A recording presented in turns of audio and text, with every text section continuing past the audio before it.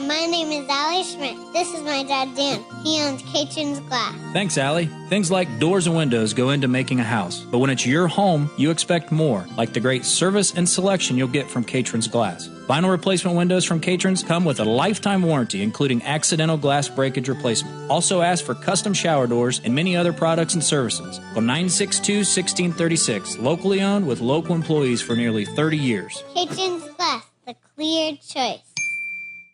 Welcome to the BeTempered podcast, where we explore the art of finding balance in a chaotic world. Join us as we delve into insightful conversations, practical tips, and inspiring stories to help you navigate life's ups and downs with grace and resilience. We're your hosts, Dan Schmidt and Ben Spar. Let's embark on a journey to live our best lives. This is BeTempered. What's up, everybody? Welcome to the BeTempered podcast, episode number 29. 29, rolling right along.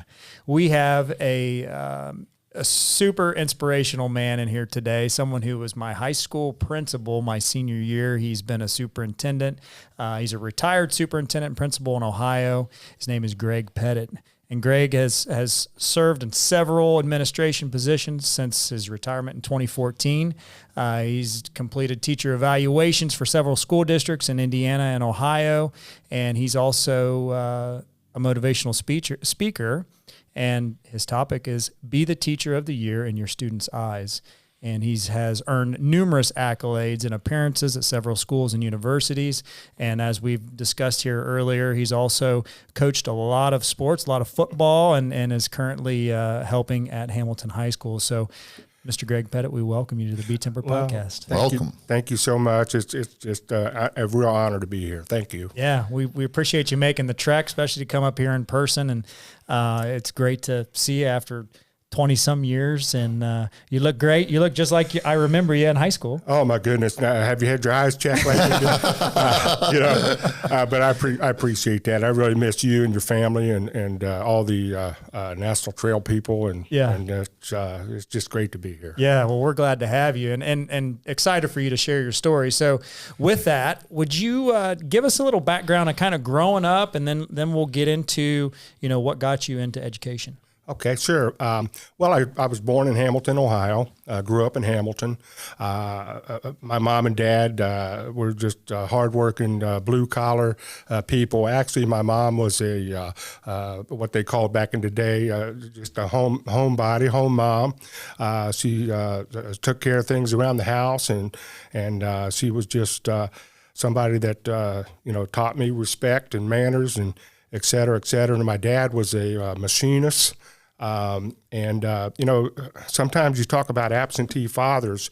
Well, my dad kind of was, but it wasn't for the reasons that you might think. I mean, my dad worked 2 jobs pretty much my whole life, or as a child anyway. And so, 6 days a week, he'd go into one job in the morning and work a second shift job. So I would only see him a lot of times if I stayed up late at night or when he got home from that second shift machinist job. And/or on Sundays, taught me a lot, a work ethic. When I was growing up, didn't really realize it.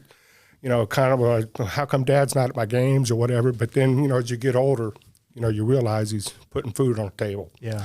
And so it taught me a lot about hard work and dedication. And I had 2 brothers and 2 sisters, all older. I was a baby. And just great people, and I love them to death. So that's pretty much. I grew up in Hamilton. Kind of a funny story. I grew up in a neighborhood, but in my backyard was a paradise, basically, because behind my house was about 10 to 15 acres, and it was a woods. There was a lot of young people don't know what this is, but there was a soapbox derby track. Really? Do you guys remember soapbox derby? Yeah. Okay. It's kind of a thing of the past now, but back in the day, it was a big deal. And so soapbox derby track in the backyard, basically a baseball field, and a public swimming pool. Oh, wow. And so, I grew up thinking that every kid in America had a soapbox derby track in their backyard, But it was just a wonderful childhood. Really and truly, we didn't have a whole lot of money, but we were rich. Yeah. You know, we never went without, and it was just a great childhood. And you know, so I went to Lincoln Elementary School, Wilson Junior High School, and Taft High School, and so it was just a great place to grow up. Yeah, sounds like it, to have that in your backyard. If you wanted to go swimming, you go swimming. If you wanted to do the derby car, I mean, that's amazing. Absolutely, and you know, pretty much that was our life growing up as a child in the '60s and early '70s, and it was basically, you know, football out in the field behind us, baseball and swimming and running around the woods. Everything any kid would dream Yeah, of. you know, and you know, I waited the longest time and to tell people this, but there was also, especially my kids, to tell them this until they were older. But there was a railroad track that ran behind our yard as well. Well, way back by the woods, and a friend of mine and I, you know, we used to jump the trains and ride those trains, and you know, it was crazy and stupid and dangerous, and but yeah, we'd ride them for about a mile and then jump off, and you know, so I'm lucky to be here, I guess. For sure. Now, we were talking about this earlier. You had posted a picture on Facebook of you on, I believe, an 8-foot unicycle. Yes. What's that all about? Well, I'll tell you what, it was amazing. At Lincoln Elementary School, we had a gym teacher that moved up from Sarasota, Florida, and his name was Jim Smith. And you know, Sarasota, Florida was the home of Ringling Brothers, Barnum and Bailey Circus. Yep. And so Mr. Smith, he started a group called the Mini Circus. And anybody that is familiar with the mini circus will tell you that it was an amazing thing. I mean, we did everything that a circus did, including trapeze. You know, my sister rode a 6 on a bicycle where she would pedal the bicycle, and these acrobats would do all kinds of things hanging on the bicycle. And of course the unicycles, tumbling, things like that. But unicycles, I got to the point where I rode a 10-foot unicycle. I rode in parades. I rode at the Louisville Gardens.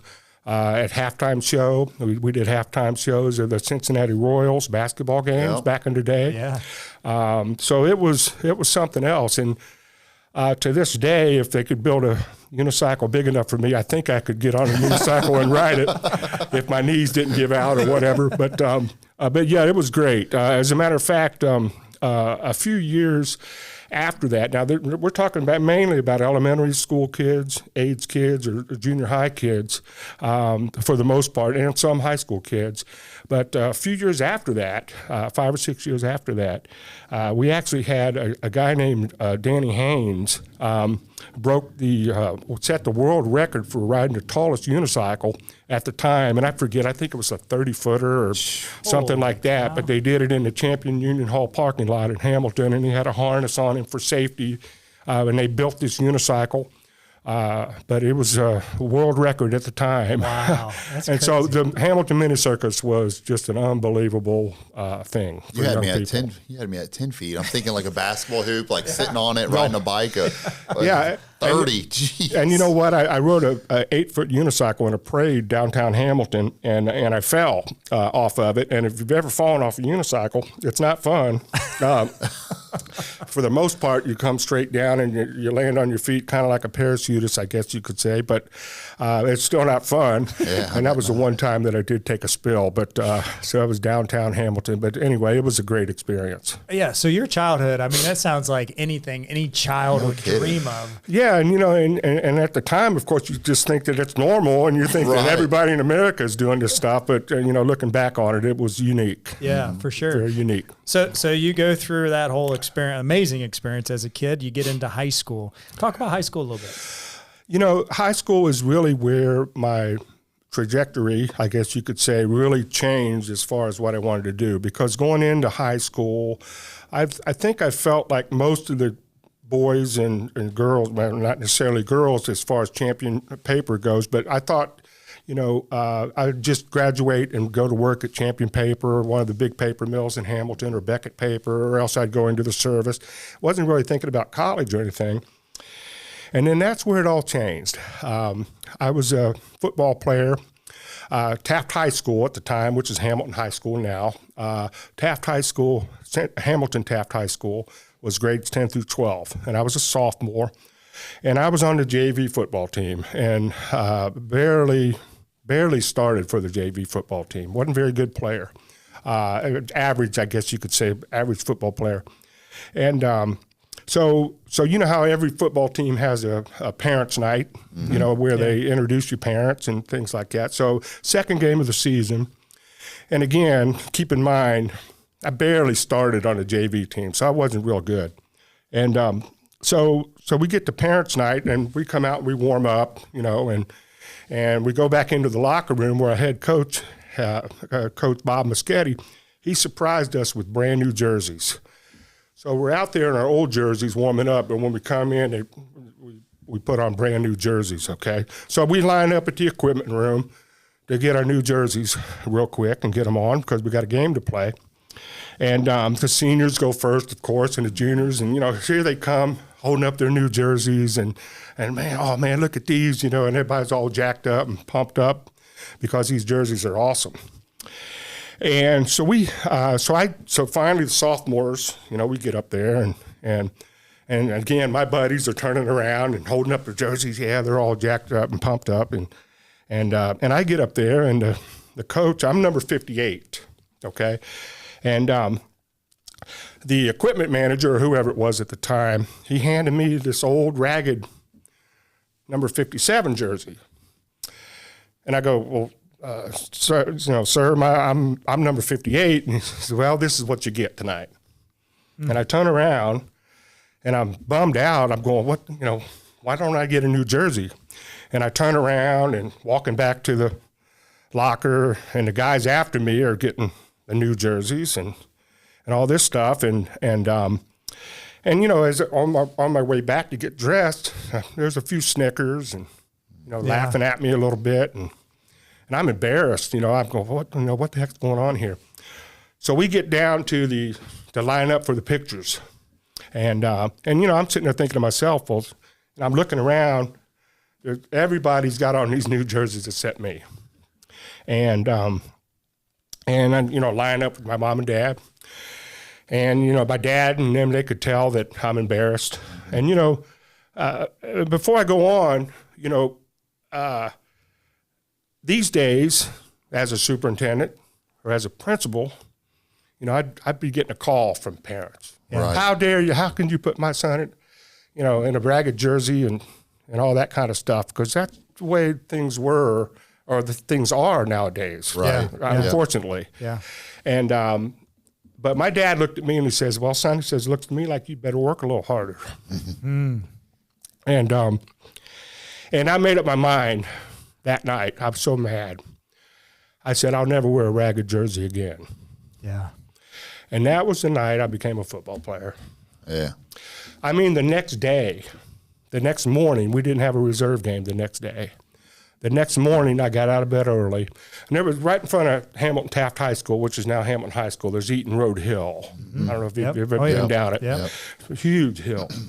So my buddy Jerry Lauer, he lived right behind the high school, and his family was masonry people. They were bricklayers, and they always had bricks laying around the yard and stuff. And so I went over and I grabbed a couple bricks, and I started running up and down Eaton Road Hill. I started working out. And again, I was never going to wear a ragged jersey again. Yeah. And I mean, now when I was working out, we had a universal gym. Yeah. You guys may be too young to remember a universal gym, or do you? I remember. Yeah. Okay, so it's just a little unit, blah, blah, blah. But man, I started working out, and I wore that thing out. And at the time of the ragged jersey incident, I was probably 5'10", 5'11", about 175 pounds or whatever. Well, I worked hard the whole winter, and suddenly I hit a growth spurt. And by April of that year, of next year, I was 6'2" and about 210. I'd grown that much, and I'd gotten so much stronger and everything else. And by the end of the football season, too, I'd gotten a lot better just from working out hard. And then the moment changed my life. It was in May after that year, and Coach Muschetti and Coach Mers, I got called down to Coach Terry Mers, just a great mentor to me, and Coach Bob Muschetti, again, our head coach, was just a great mentor to me. I got called down to his office. And, if you got called down to Coach Muschetti's office, it usually wasn't good, okay? And so I'm all the way down there. What did I do? I don't think I did anything wrong, et cetera, et cetera. And, we get down to the office, and they sit me down. And Coach Muschetti and Coach Mers, they both said, Greg, they said, we want to know if you've been thinking about where you're going to go to college and play college football. And the first thing that came to my mind was, no, I really haven't, but they said, well, that's what you're going to do. And, we've seen how hard you're working. Said, you're going to be a great player for us, and we want you to start thinking about going to college and getting a degree and playing college football. And I said, okay, Coach, that's what I'll start doing. And then fast forward to the next football season, as my junior year, I was all GMC, first team all GMC player, center.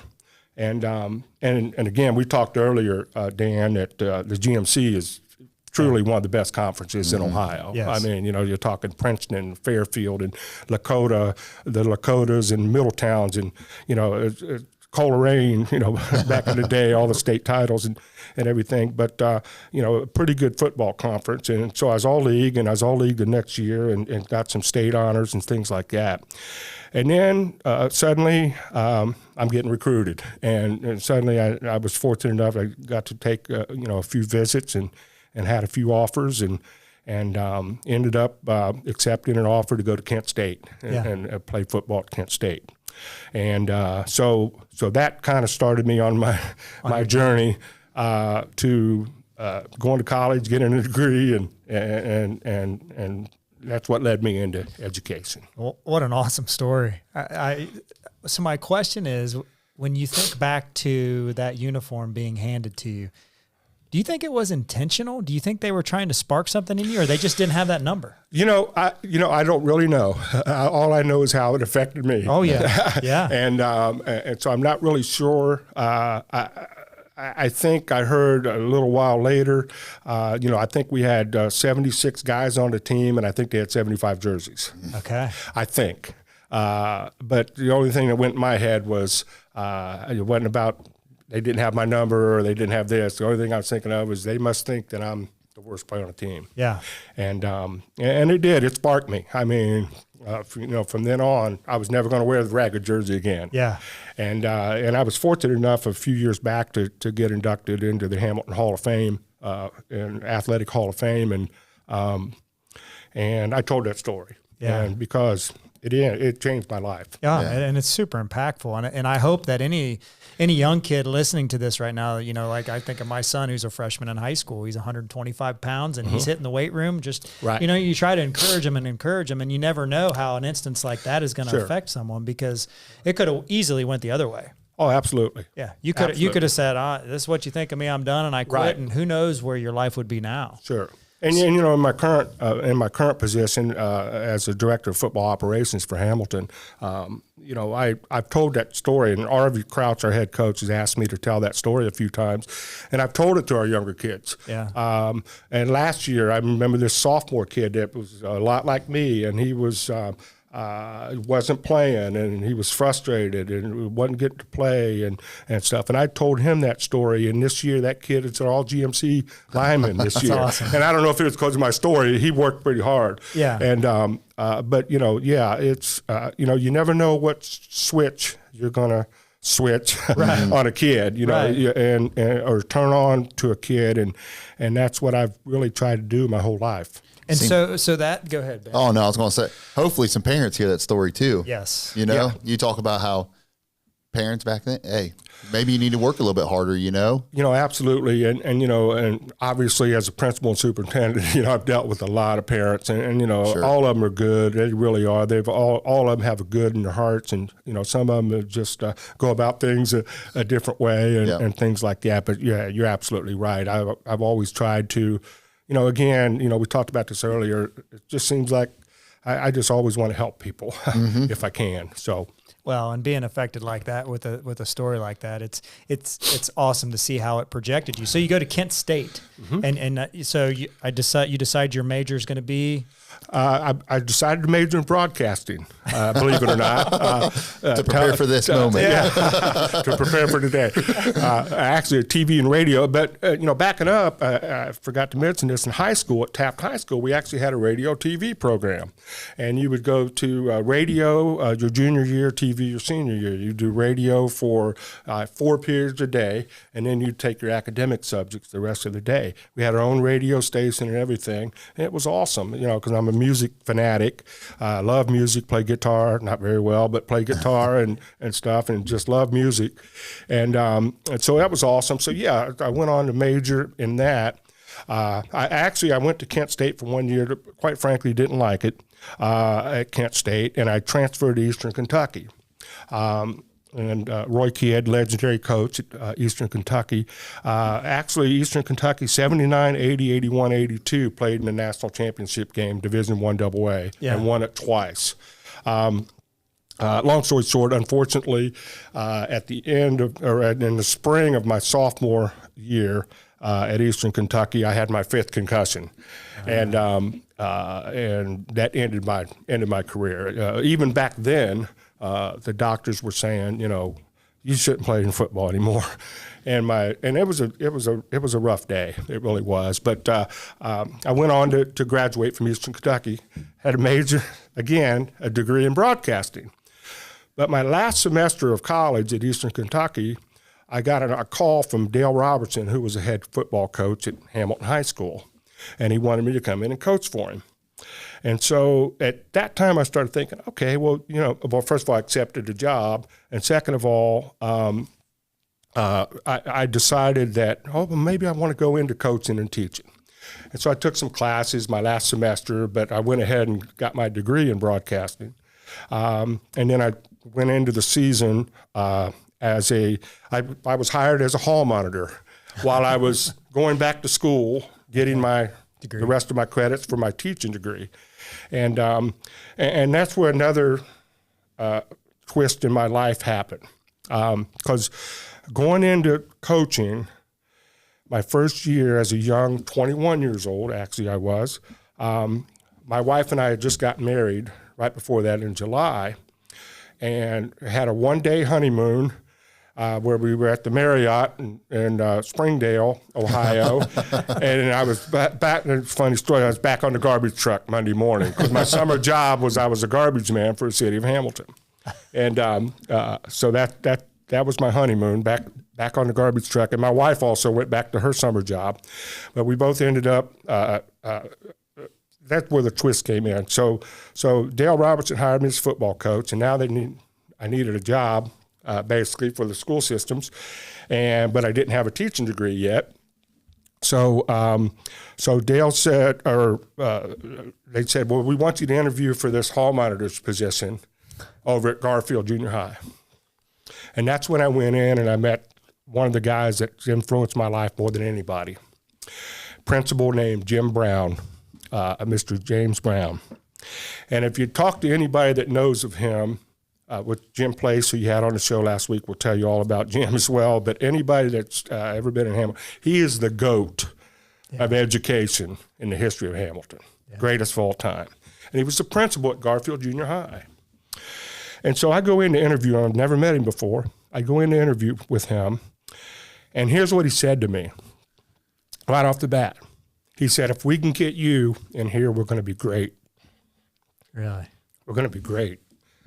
And I get a little choked up. I want to talk about it. He was a great man. And then, so he hired me. And so I'm the hall manager. But here I am thinking, okay, I'm probably at the lowest position Yeah. in the school system, okay? And this guy's telling me they're going to be great, if they get me. So, And I imagine for you, and we can see the emotion, which I love, because, you're talking how many years ago? yeah, that was 1983. And look at how much Yeah. it impacted your life Big time. For someone like him who is, the Michael Jordan of the Hamilton school system. Absolutely. To look at you and to say, if we get you, we're going to be great. Yeah. I mean, how that impacted you, and look at what you've done. Absolutely. And then, so I go about doing my job every day with that passion in mind for him. Yeah. I'll do anything for him, Absolutely. And and he taught me, because backing up a little bit, when I first started coaching football, before I went to work for him, I just thought that football coaching was all about yelling, screaming, Motivating. and being a hardcore and this, that, and the other. But then when I started being around Jim Brown, I started realizing how positive reinforcement and being positive with kids, telling them how good they are, how good they can be, is the key Yes. to leadership. It really is. Still having discipline, of course. Yeah. But telling them how to be positive individuals and be positive with the kids, and that's the way I coached, and that's the way I taught from then on. And so he really had a big impact on my life, and he has a lot of people. I'm not the only one that would tell you a story about Jim. Yeah. He's just a great man. Yeah. No, what a fantastic story, and sounds like a fantastic man. So you're the hall monitor. You're I am. You're an assistant football coach, and things start progressing in your life. You're married, children. Yes, I am. I'm gonna blow my nose.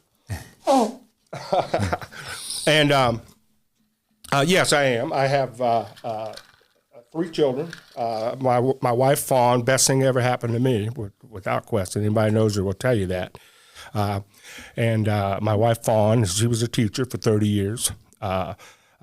She traveled around with me to some of my different jobs that I had, and she was a teacher in Hamilton actually for 15 years, and then the other places for a total of 30. My daughter Kayla, I have a son Cody and a son Colt. Colt's the youngest at 28 right now, and Kayla is 37 now, I think, or 38, yeah, something like that. And as time goes on, you kind of lose track of it. Well, but anyway, and I've got 6 grandkids too. You say that, I want to make sure my kids hear that, because I have 5 kids, and everybody always asks me their age, and I always have to okay, I got to start in order and go backwards and carry the one. So absolutely, I feel you. Absolutely. But yeah, they're all very successful. Take after their mom. And, they're great kids. Yeah. So you're moving on up, and finally you get your teaching degree. I did. As a matter of fact, I was going back to get my teaching degree and my master's, and for some reason it just clicked, and I have no idea why, but I just felt like, well, I have to get everything.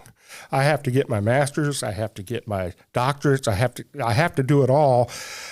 A big reason for that is because the State Department of Education started changing things. It used to be right before I started, if you had a master's degree, you could be an administrator. Okay.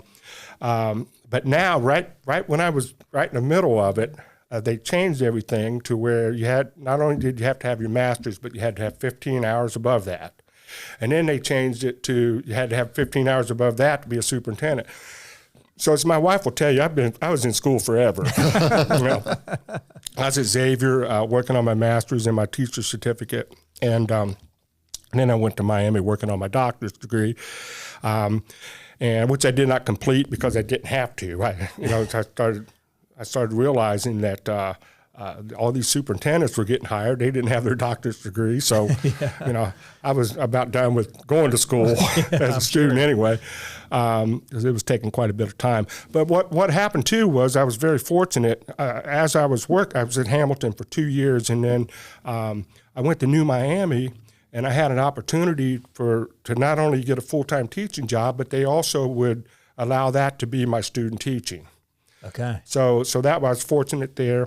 And that leads into another story and leads into some of the other stuff that we're talking about here, because this is all about, ultimately, it's all about leadership and helping other people and helping kids. And a lot of this stuff is how I learned to do that. And then there'll be some stories of me doing that. And I'm nothing special, but it's just that, that was always been my thing. I just really wanted to help, especially young people, and students. And so at New Miami, I taught there 1 year, and I had a football player who was an offensive tackle, a good player, great kid, hard worker, this, that, and the other. And so into the summer, I've been working with this kid and other kids and helping them any way I can, the weight room, et cetera, but 3 weeks before the football, or 2 weeks before two-a-days were to start in 1986, I was still at New Miami, and I get a call from Preble Shawnee. And Preble Shawnee, one of their coaches had just quit 2 weeks before two-a-days was supposed to start. And they wanted to know if I would take the head coaching job. And I'm 24 years old, and then one of the coaching guys in one of the coaching associations said, well, that would make you the youngest head coach in Ohio. And I said, okay. Well, Preble Shawnee at the time had won 2 games in the last 6 years or something. Okay. They were arguably the worst program in Ohio, okay? And so I figured, okay, well, that's the only reason they want me. I mean, they're bad, But anyway, I took that job, but I called this young man up who I'd been working with at New Miami, and told him that what was going on, and I was leaving New Miami because I had his head coaching job offer. And this young man was crying. He was upset. I was upset too. I didn't want to leave him, and some of the other kids that were on the team too, great kids. Well, this young man was Arvie Crouch. Arvie is the head football coach now at Hamilton High, who just hired me 3 years ago to be his director of football operations. And Arvie's a great guy. He's a great football coach. He's turned Hamilton's program around. He was at Mount Healthy for a number of years and took them to the playoffs almost every year. And now at Hamilton High, the last 2 years, Hamilton High, we've won 2 playoff games for the first time in Hamilton's history. And Arvie's he's just done a great job. But he was my player, and he was that player that was crying his eyes out when I was leaving, and I was crying, because I was leaving, et cetera, et cetera. So anyway, on to Preble Shawnee real quick. There's a couple of funny stories, again, about how you can help kids and et cetera, et cetera. So I go into my first meeting with my players. Again, 2 weeks before two-a-days, okay? And I'd never met any of them. I was in the locker room. I was in the coach's office with my coaching staff, and then I go out into the locker room to meet my 35 players, grades 9 through 12, and I had heard that 4 of their best players had transferred to other schools because they didn't have a coach. Yeah. And they were pretty good players that ended up being really good players. But anyway, so I go out, and this is my first meeting with the kids, and I look around, and out of 35 kids, I bet you 15 of them got a dip or a chew in their mouth, and they're sitting there with a spittoon in their hand. Oh, boy. And I'm going, okay, this ain't good. And I said, all right, boys. I said, listen. I said, I'm going to tell you what. I said, we're going to win a lot of games here. But I tell you what I'm going to do. I'm going to turn around. I'm going to go back in that coach's office, and I'm going to come back out and start this meeting in 5 minutes, and I better never see another dip. I better never see another chew, another spittoon as long as I'm here. And I turned around and went back in the office. Now, one of the coaches from the previous year said, Coach, he said, you may not have anybody left when you go back out. He says, these kids are off the farms, man. They've been dipping since they were 10 years old, And I said, that's the way it'll be then. So I turned back around and went back out to the meeting, and there wasn't a single one of them that had a dip in their mouth or anything else. So we set the tone right there. Yeah. And then, so a couple weeks later, we go out to our first practice, and again, nothing but positive, because, these kids have had nothing but negative for their whole career. And so we go out to the first practice, and I said, all right, I said, after we warm up, I said, give me the first offense up here, And I said, give me the best defense that we can put out there. And we got on the 4-yard line. All right? 4-yard line on the game field. Hand the ball off to Scott Cottengim. I don't know if you know that name. Yeah. Scott is the superintendent now at Twin Valley South over here. Great player for me. Hand the ball off, and we score. And I blow the whistle. I call the guys in. I said, listen, practice is over. And they're going, all right. I said, practice is over. I said, because here's why. If we can get 4 yards of play every time, we're going to win a lot of games. Yeah. Blew the whistle and broke, and that was it for that day, for the first practice. And then from then on, long story short, we come out of the gate, and we won the first 4 games. We're 4-0. Wow. Yeah. I opened up with National Trail, as a matter of fact, that year.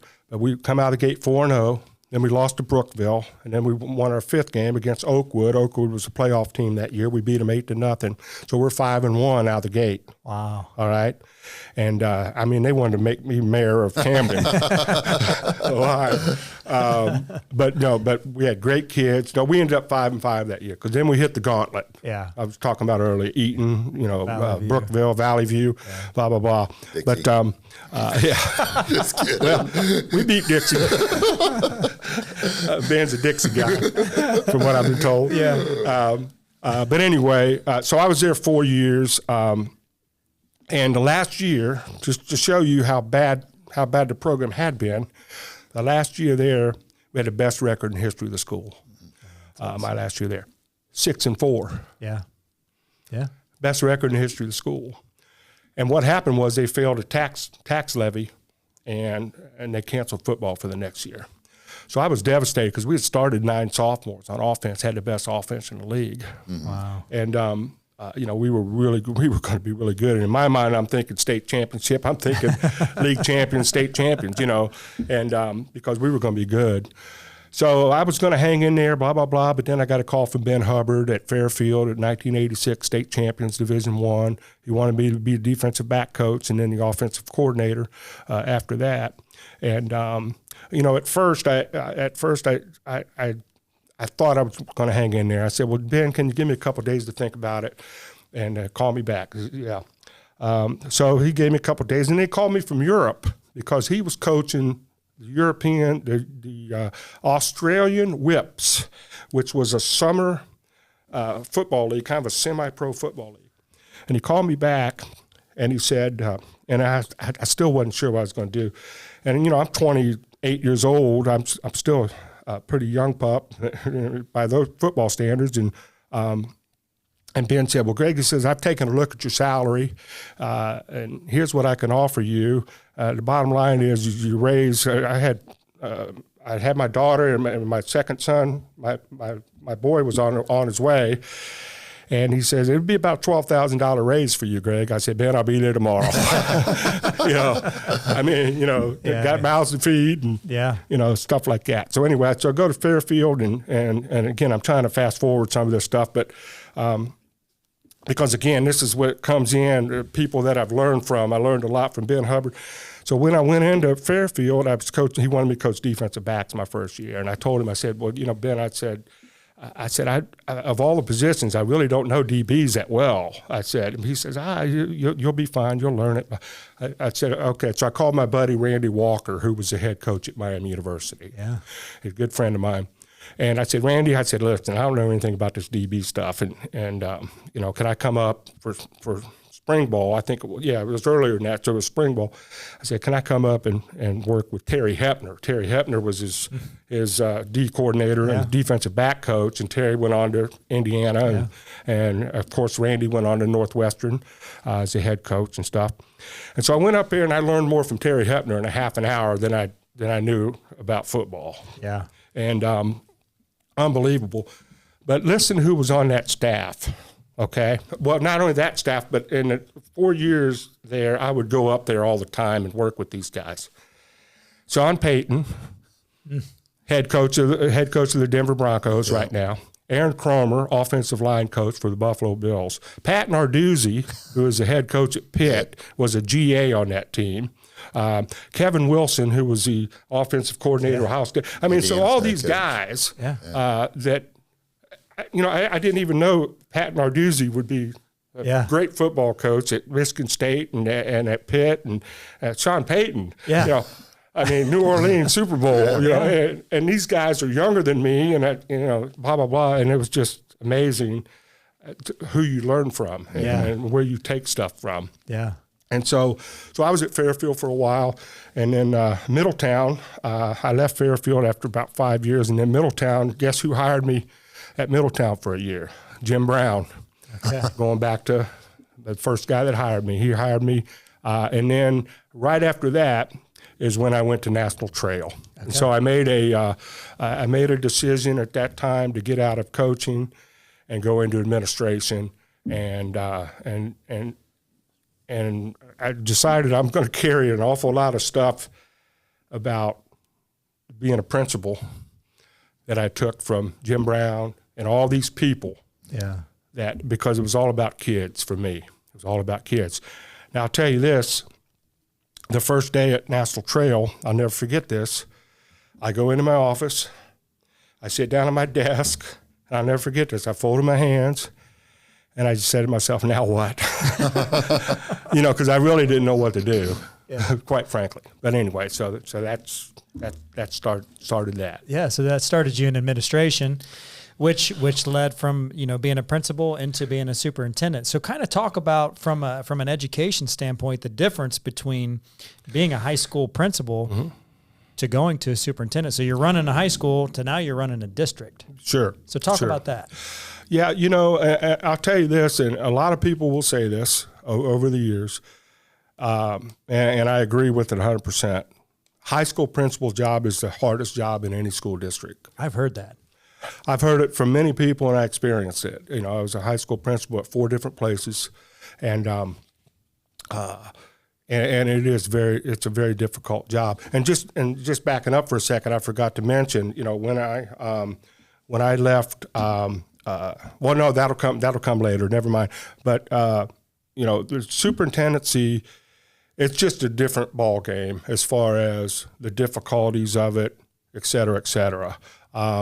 And the principal's job is far more difficult. And really and truly, you have way more of an impact on young people.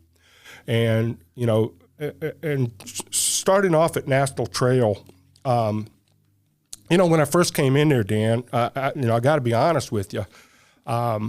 Here's what I heard from National Trail. And I don't know if you experienced this or not, but here's what I heard from National Trail.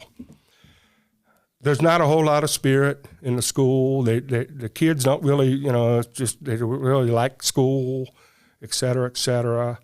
Some people said that they had a nickname of what?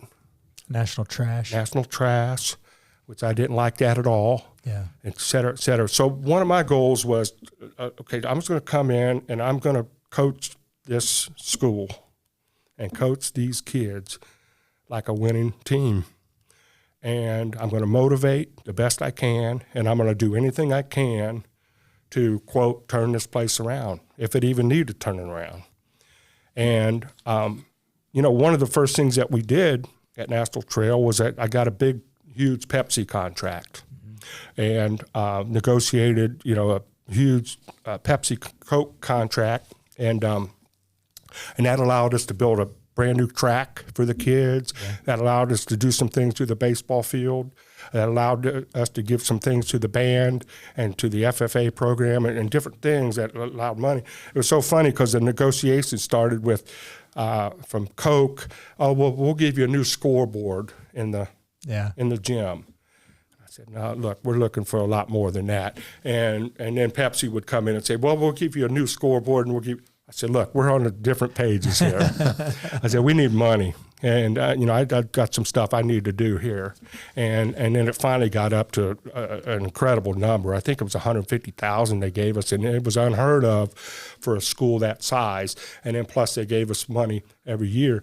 But the only reason I say that is because that provided kids with a lot of things and opportunities that they could be proud of, and that they could want to come to school and they want to excel and want to succeed. And I just thought that was, really important.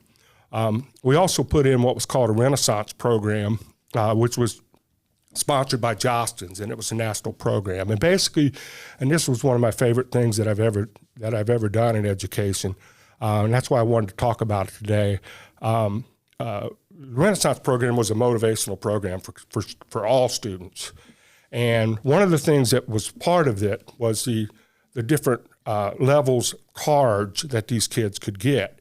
And what these cards was, for example, if you had a GPA one semester of 4.0, you get this certain card that you carried around with you, and it was good for prizes, and it was good for appetizers at Applebee's or whatever the case may be. But the thing I liked about the cards was this card over here was for any kid that failed a class the last semester and didn't fail any the next quarter. They were just as important as the A student. Yeah. Okay. And that was probably the best thing we ever did, because I would have kids coming in that said, I'd have parents coming in, my kid's never gotten an award, especially an academic award. And, I just felt like those were things that needed to be recognized. And man, it just took off big time. I mean, we would have assemblies where it would just be a celebration where the kids would get their cards and they would be honored. So we would have kids that maybe last year was suspended every other week or was in detentions, and suddenly they're walking out and getting academic awards. Changed the whole scope of everything at National Trail. It really did. And I rode a motorcycle into the gym one day. I remember that. I remember that. Yeah. Because our theme was get your motor running, which was get your brain running. Here we go. It was a kickoff to the season. And then it ended up that we were honored and we were named one of the top Renaissance programs in the country. And we were flown to Washington, D.C., our whole team, and we made a big giant presentation at the National Renaissance Conference in Washington, D.C. So National Trail, and I still have that picture at home of everybody, and all the teachers that were in on it. All the teachers were involved. I mean, even the ones that weren't on the core Renaissance team, they all did a great job. Our whole staff was excellent. We had great people at National Trail. Had great board. I have nothing but good things to say about them all, and just a lot of good people there. Yeah, and I remember you coming in my senior year, and of course we had Matt Kemper was our coach, and he had been there for 3 years. And, we were starting to change. My class was a pretty strong class, especially our girls were really good in volleyball and basketball. Yes, they were. So, things, my senior year was, as great as I think anybody's could be. So, and it has a lot to do with you and the leadership and everything. So it's interesting for me to hear, I don't remember the Pepsi thing, but I do remember all the changes. I remember the track. I mean, we had a cinder track before that, right. And then we go to an all weather track, and the improvements to the baseball field and all that. And, you don't think about that stuff as a kid, but now as an adult looking back, people want nice things, right? Sure. And as things get nicer, then people's appearance maybe will improve, their attitude will improve, and things did. Absolutely. You talk about Preble Shawnee's school record being 6-4. My senior year, we tied the school record 6-4. You did. Yeah, that's right. So I remember that. Kind of similar. It was. Matt Kemper and his staff did a great job. Hoff and those guys. Great staff. And yeah, no, that's awesome. So you go from Trail, you become principal at other schools, and then at some point in time, you make the jump to superintendent. Talk about that. Okay. Well, I retired. I went from National Trail to Trotwood Madison, where Jim Brown hired me again, third time. Must have liked something about me. I was a freshman academy principal over there. For 3 years. And then I went to Patrick Henry, which is in Northwest Ohio, as a principal. I retired from up there 2014. I retired from there, and then I got a job at Bettsville Bettsville local school district. Now, Bettsville was the second smallest school district in Ohio, okay? And second to the island, Put-in Bay. Oh, yeah. Second to that, okay? So the funny story about that was that was right when the Ohio graduation tests were big. So like the first week of school, I wanted to talk to my sophomores at the high school about the OGT, which was the Ohio graduation test, and how important it was. So I get on the announcements and I say, "Hey, I'd like to meet with all the sophomore students. I'll meet you in the gym here at 10 o'clock or whatever it was." And so, I'm thinking we always would have our meetings with our classes in the gym. So they come down there. All 10 of them. All 10 of them. And then that's when it really hit me. Oh, yeah, I'm at the smallest school district in Ohio. But it was good. It was a good 2 years, was what it was, and great. And then they combined with Old Fort School District because it was so small. And I told them that I wasn't interested in being a superintendent because we were moving back to Hamilton. And then when we moved back to Hamilton in 2014, Hamilton City Schools hired me as a administrative support person, which I went in and I would sub basically for principals, or I would work every day with any of the buildings that needed some administrative support. And then I was a drug and alcohol coordinator for Hamilton, and then. Most recently, about a year ago, I became the interim superintendent at Union County College Corner School District over there, and had a really good semester there. They offered me the job, but I didn't at the time didn't want to do it. But I spent a semester there, and they got him a really good person in after that. It was just an interim position, but that was a wonderful position. And again, I was just glad that in my career I got to experience the superintendency as well. Yeah. So no, that's awesome, and your impact on kids is evident. One thing I want to talk about is that is kind of unique. You played college football, but you had a couple sons that played college football, and we were talking about that earlier because one played at Virginia Tech, and my goal someday in life when I have time is to go to all the different colleges, college football stadiums, and to see these entrances. Sure. And Virginia Tech, they play Metallica's Enter Sandman, and it's going crazy. I mean, I'm getting goosebumps just even thinking about it. Yeah. Your son plays there. Mm-hmm. Talk about that. Well, I'll tell you something. I probably saw Enter Sandman live probably, 25, 30 times or whatever, because we would go to most of the home games, almost all of them probably.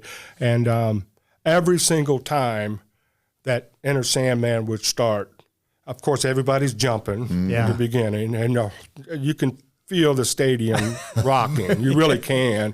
And there's been some, they've measured it on the Richter scale and all that kind of stuff, and how loud it gets. And I mean, every single time, there was never a time that I did not have tears rolling down my face. Just pumped up, jacked up. I mean, I could have gone out and played. No, I guarantee it. It would have had to been goal line defense for one play, and then the oxygen tank. But yeah, every single time, just chills running down your spine, and you just tears rolling down your eyes, and just it's an incredible thing. And my other son played at Central Michigan, and I'll tell you what, that atmosphere up in Mount Pleasant was unreal too. Some of the MAC schools, they don't draw a whole lot of people to their games, right? But Central Michigan was one that it would be 25, 30,000 every game in a 25,000 stadium, seat stadium, and it was an incredible experience as well. And Cody's first game that he started as a starter was at the Big House in Michigan. Oh, wow. So that was quite an experience, And the other one with Colt, Colt goes to Virginia Tech. So we get invited down for his official visit day. And just real quick, Frank Beamer was a legendary coach at Virginia Tech, and just one of the finest human beings I've ever met in my life. And when we sat in his office for about an hour, I mean, I'm just in a daze because it was just, it's just so unbelievable. You're sitting there with the legend, and he's just so down to earth. And, if he was just sitting here with us, he'd just be a normal guy. And I mean, it was just incredible. And Colt was, and it was funny because we were making a recruiting trip to all the places. It was in the summer, and all the places before his senior year.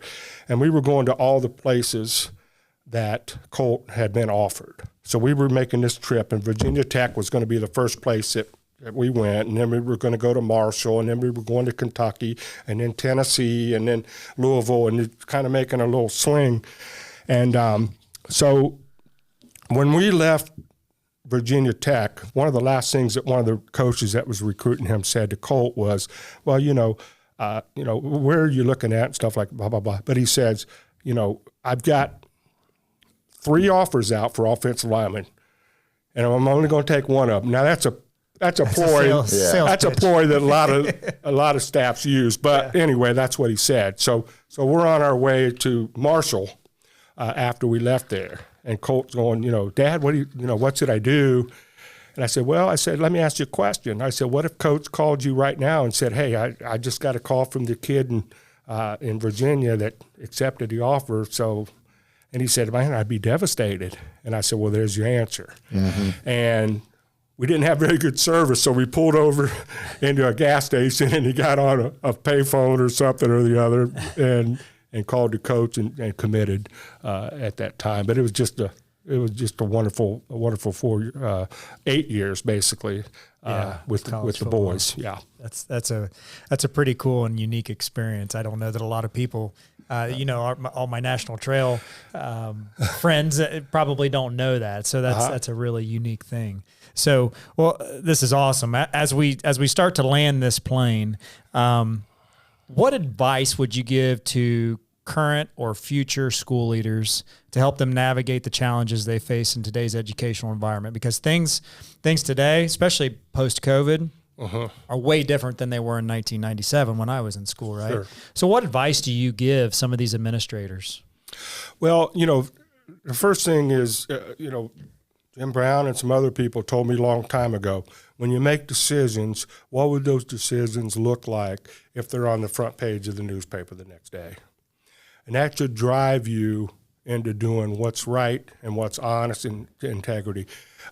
So much of my things, and it's gotten me in trouble sometimes, but honesty and integrity has been my thing the whole time, And I just think if you work hard, we had a thing called TPR. When it's a Renaissance program, and up at Patrick Henry, when the High Schools at Work program, and TPR stands for Treat People Right. And, if you treat people the right way, I think a lot of things are going to work out pretty well for you. You need to listen.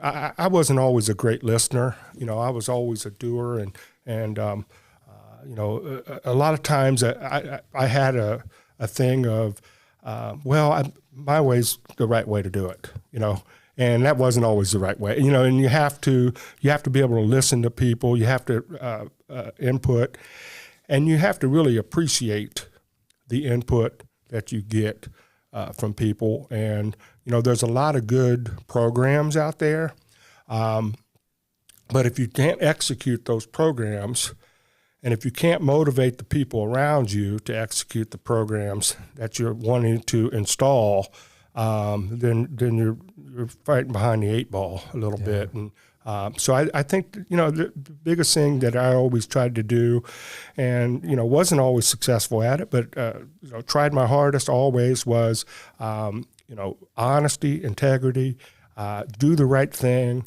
And as cliched as it sounds, is it best for kids? Right. Is it best for kids? Because there was a lot of times that, I had to do things. Well, I was told to do things by maybe board members or whatever that I didn't feel was best for kids, and I wouldn't do them. And I would hold to my principles, And sometimes that didn't work out so well for me. Right. But that's okay. Yeah. You know, I look back on it now and I wouldn't change a thing. Yeah. So. Well, that's good. You know, Yeah. and you talk about listening. God gives you 2 ears and 1 mouth, right? Oh yeah, absolutely. You know? And you know, that's the other thing. You know, I read my Bible every morning, and I ask God to, you know, please, you know, guide me today. I thank you for another day, and guide me. You know, everything that comes out of my mouth, I want it to be something that glorifies you, Yeah. and I just want to live the right way, and I want to help other people, and et cetera, et cetera. So. You know, and that's the way to try to live. And speaking of that, we didn't get to touch on it, but in 2 places that I went, I got to start a Fellowship of Christian Athletes program. Okay. And that was just very rewarding. You know, we had a lot of people that it really helped turn their lives around and things like that. So, so that was something I was really proud of as well. That's awesome. What legacy do you hope to have left behind in the communities that you've served? Well, you know, I hope that what they say is, you know what, he turned things around here. Maybe he really pushed us to another level. And when I say he, you know, I always mean the people that work with me. You know, not for me. I always say the people that work with me, because I couldn't do anything by myself. Right. But you know, I just hope that. You know, I always want to leave a place better than when you got there. You know, you want to leave it better than what it was, and so that's I think that's the main thing. Yeah, that's great. Any closing thoughts? Any words of wisdom? Any goal, or not goals, but any quotes that resonate with you on a daily basis, or that have got you through some challenging times that you could share with our listeners? Sure. You know, Jim Place has me over to talk to some of his classes over at University of Dayton. You know, of course, Jim was on the show a few weeks ago, and one of the things that I do in the presentations up there is I say, from a teacher's perspective, is you know, they may not remember what you taught them, but they'll always remember how you treated them. Yeah.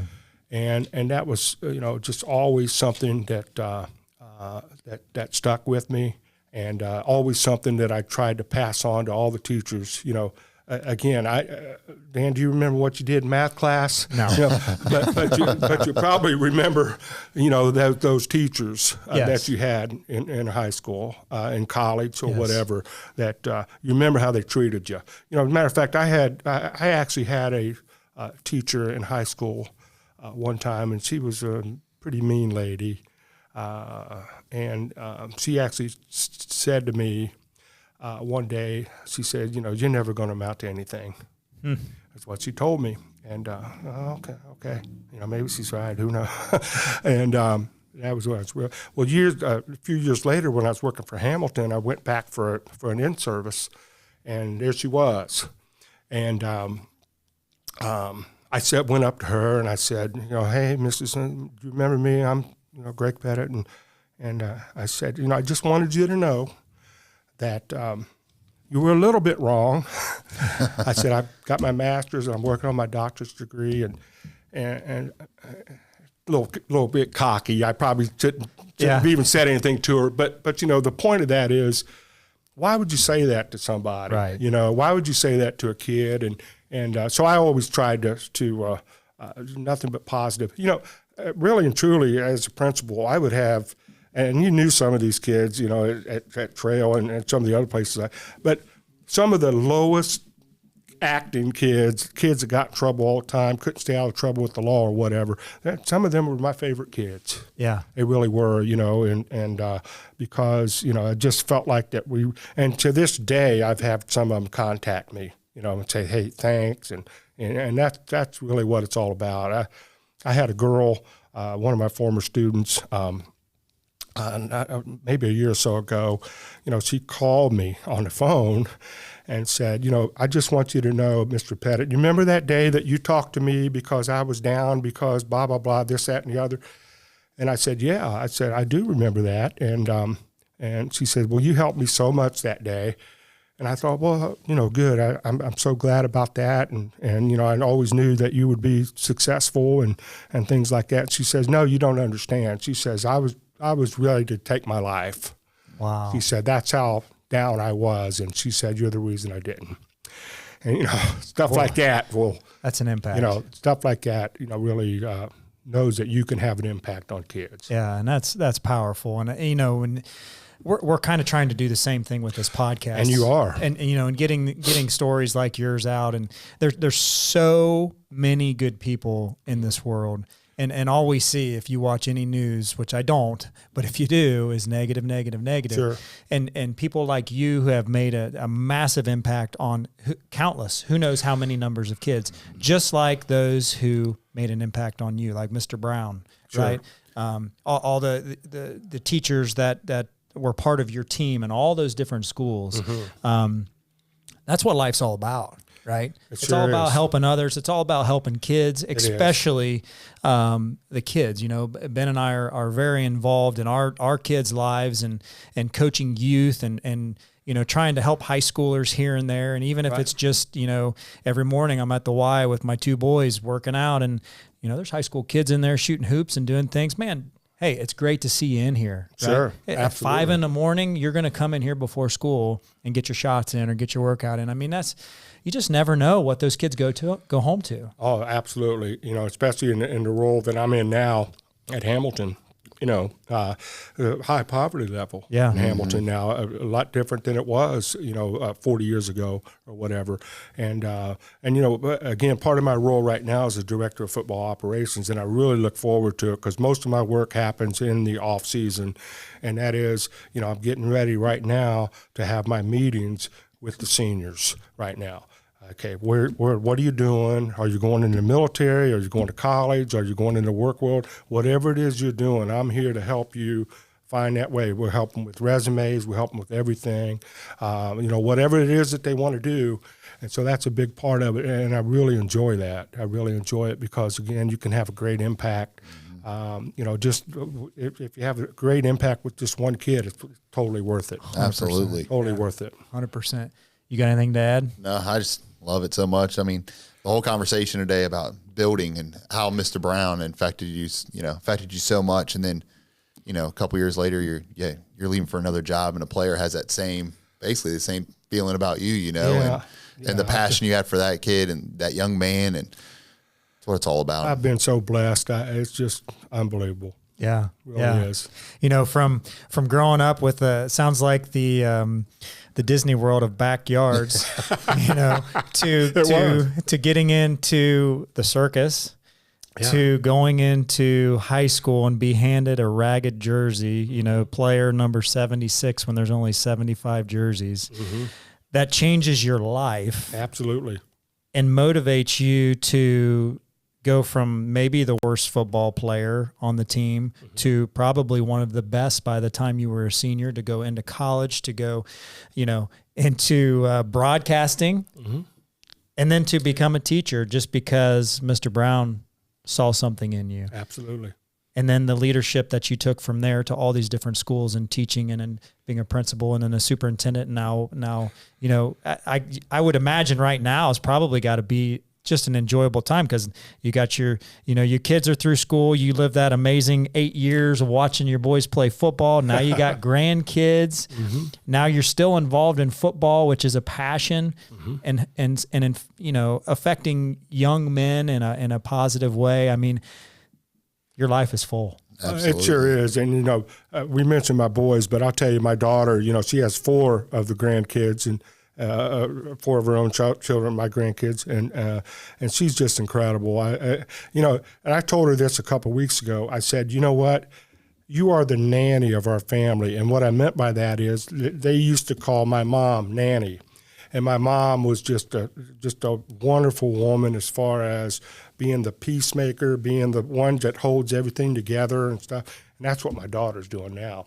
And, that's bigger than football and anything else, and so she does a great job. Her name's Kayla, but, she went to National Trail for a little bit, and so did Cody, and then before we moved and stuff. And Kayla actually was ready to graduate from Eaton when I moved her senior year. Oh, that's tough. And, so I was the worst dad in the world for about 2 months. But anyway, I've been blessed. Well, Mr. Greg Pettit, I appreciate you making the trek from Hamilton to come up here and spend time with us in the studio. It's been great seeing you. It's been great hearing your story.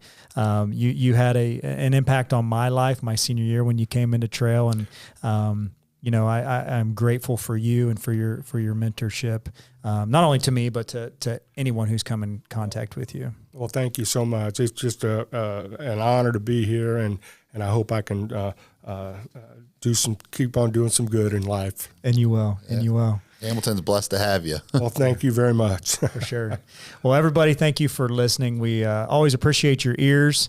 And again, we ask, especially if you know Mr. Pettit and you were impacted by him in your years prior, and even if you weren't, maybe you're a teacher, maybe you're an administrator out there who's gained some knowledge by his experience. Be sure to share the show, with those who you think it can impact, because it definitely can. So, everybody, go out and be tempered. Hi, my name is Allie Schmidt. This is my dad, Dan. He owns Catron's Glass. Thanks, Allie. Things like doors and windows go into making a house, but when it's your home, you expect more, like the great service and selection you'll get from Catron's Glass. Vinyl replacement windows from Catron's come with a lifetime warranty, including accidental glass breakage replacement. Also ask for custom shower doors and many other products and services. Call 962-1636, locally owned with local employees for nearly 30 years. Catron's Glass, the clear choice.